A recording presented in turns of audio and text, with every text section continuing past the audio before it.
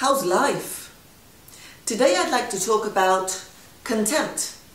And the strangest thing of all, you can usually tell whether somebody looks at you with contempt because of microfacial expressions, which are the expressions that we transmit often by accident or even mistakenly in our face. Look at this. Yeah, it looks ugly, huh?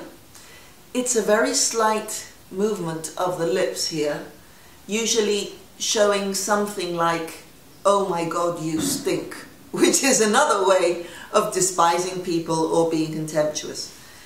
Contempt is a feeling that is pretty similar to telling somebody with your face that they shouldn't exist, that they stink, that they're not welcome, that they are not a good idea. If you say that with your gestures, nobody's going to like you. You may be doing this by accident because you have a tic or because you've seen it in your family a lot. Some people have this constantly on their face, this, goodness, there's a horrible smell in the room. Now, we've noticed that in couples, when they get married, and we've seen lots of couples getting married for this experiment, that if the two of them were angry at each other, or they were tired, or they were sad, or they were whatever other feeling, it was generally okay for the marriage. But if there was a single sign of contempt on their face, we were sure that they were going to get divorced, and they did. So how bad is contempt as a facial expression? It is very dangerous indeed if you want to be liked. Try to check what you're thinking and what you're feeling.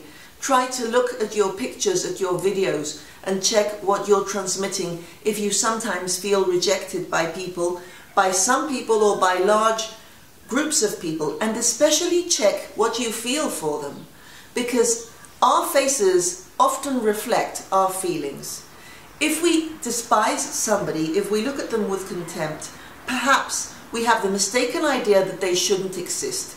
And that is a tremendous disrespect for life, because whatever exists today, no matter how strange it is the result of somebody's history, the result of somebody's choices. And every single person, even if they've made really bad choices, have made those choices because they have thought it was their best try.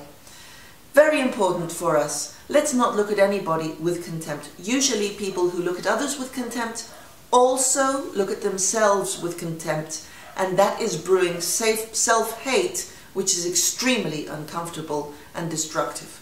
See you next week.